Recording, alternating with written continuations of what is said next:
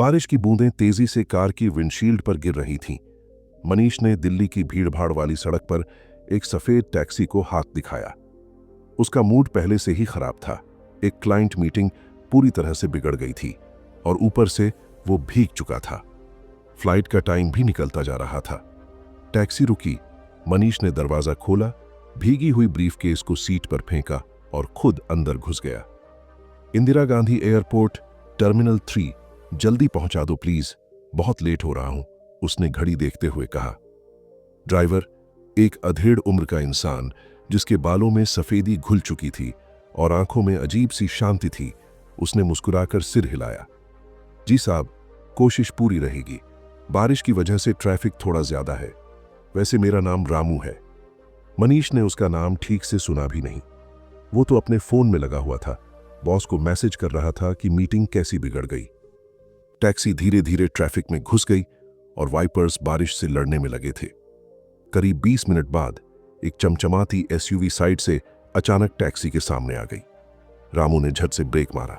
गाड़ी थोड़ी फिसली, लेकिन एसयूवी से बस कुछ इंच दूर रुक गई। एसयूवी वाला बंदा, जो महंगे कुर्ते पायजामे में था, खिड़की नीचे करके गालियों की बौछार करने लगा, जैसे सारी गलती टैक्सी वाले की हो। मनीष भड़क गया।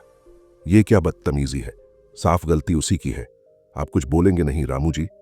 रामू बस हल्का मुस्कुराया, उस गुस्से में चिल्लाते आदमी की तरफ हाथ हिलाकर इशारा किया और चुपचाप एसयूवी के हटने का इंतजार करता रहा। आप ऐसे ही छोड़ देंगे? कुछ जवाब तो दीजिए, मनीष ने चौंकते हुए कहा। रामू ने मिरर ठीक किया और गाड़ी फिर से चलाने लगा। बेटा, ये बात मुझे दिल्ली हाट में देखी एक चीज की याद दिला रही है। तू गया है कभी मिरर मेला? मनीष अभी भी गुस्से में था, लेकिन पूछा, नहीं, क्या है वहां? वहां एक स्टॉल है, पूरा शीशों से बना हुआ, दीवार, फर्श, छत, हर तरफ बस आईने ही आईने। बड़ा सुंदर है, लेकिन थोड़ा भ्रमित भी करता है। रामू ने धीमे धीमे बोलना शुरू किया। हुआ यूं कि एक रात को एक आवारा कुत्ता वहां घुस गया। शायद किसी ने गेट बंद करना भूल गया था। सीसीटीवी में दिखा कि बेचारा अंदर फंस गया। फिर मनीष अब थोड़ा ध्यान देने लगा। कुत्ते ने हर तरफ अपने जैसे दिखते कुत्ते देखे। असल में तो बस उसकी परछाइयां थीं, पर वो घबरा गया। सोचा दुश्मन है और उन पर भौंकना, गुर्राना शुरू कर दिया। ओह! मनीष अब पूरी तरह ध्यान दे रहा था। सुबह जब लोग आए तो देखा कि वो कुत्ता वहीं गिरा पड़ा था। इतनी देर तक अपनी परछाइयों से लड़ता रहा कि थक के जान ही चली गई उसकी। कुछ सेकंड की खामोशी छा गई टैक्सी में। बहुत दुखद है ये, मनीष ने धीरे से कहा। रामू ने सिर हिलाया।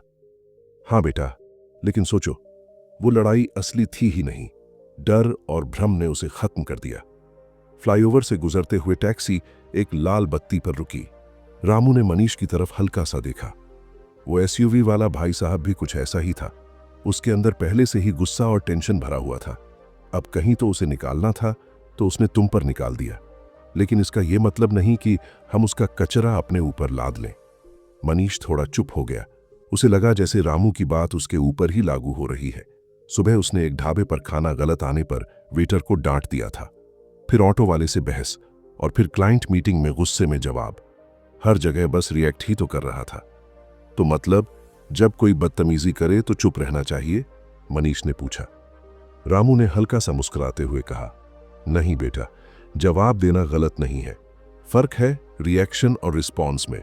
रिएक्शन मतलब झट से कुछ बोल देना बिना सोचे, और अक्सर मामला बिगड़ता ही है। जवाब सोच समझ के आता है और सिचुएशन संभल भी सकती है। अब टैक्सी एयरपोर्ट की तरफ बढ़ रही थी। बारिश थोड़ी धीमी हो गई थी और बादलों के बीच से हल्की धूप निकलने लगी थी। ये दुनिया उस शीशों वाले स्टॉल जैसी है, रामू ने कहा। जो फीलिंग्स हम बाहर भेजते हैं वही हमारे पास वापस आती हैं। अगर तुम गुस्सा दोगे तो गुस्सा ही लौटेगा, और अगर दया या समझदारी दिखाओगे तो शायद वो भी लौट आए, थोड़ा देर से सही। मनीष अब अपनी मीटिंग के बारे में सोच रहा था। उसे अब समझ आया कि वो पहले से डरा हुआ था। आलोचना का डर, फेल होने का डर, और इसी डर में वो हर बात पर चिढ़ गया। लगता है आज मैं भी अपनी परछाइयों पर ही भौंक रहा था, मनीष ने धीरे से कहा। रामू मुस्कुराया। हम सब कभी कभी करते हैं ऐसा, पर फर्क तब पड़ता है जब हमें यह एहसास हो जाए। जब टैक्सी टर्मिनल 3 पर पहुंची, मनीष को ऐसा लगा जैसे उसका कोई बोझ हल्का हो गया हो। फ्लाइट में अभी 1 घंटा था। वो वक्त से पहुंच गया था। उसने पैसे दिए और ऊपर से टिप भी दी। रामू जी, सवारी और इस बातचीत के लिए दिल से शुक्रिया। अरे बेटा, खुशी हुई। और हाँ, वो शीशों वाला मेला याद रखना। ना खुद की परछाइयों से डरना है, ना दूसरों का गुस्सा अपने ऊपर लेना है। टर्मिनल के अंदर जाते हुए मनीष ने गहरी सांस ली। इस बार उसने बॉस को कॉल किया और बहाने नहीं बनाए। शांति से बताया कि क्या गलत हुआ और अगली बार क्या बेहतर कर सकता है। हैरानी की बात, बॉस ने ध्यान से सुना और समझदारी दिखाई। बाद में जब वो गेट पर बैठा था तो देखा कि एक औरत अपने रोते हुए बच्चे और ढेर सारे बैग्स से जूझ रही थी। मनीष उठा और उसके बैग्स उठाने में मदद की। काफी भारी दिन लग रहा है, उसने मुस्कुराकर कहा। औरत ने थकी सी हंसी के साथ कहा, आपको अंदाजा नहीं। शुक्रिया, वरना लोग तो घूरते हैं बस।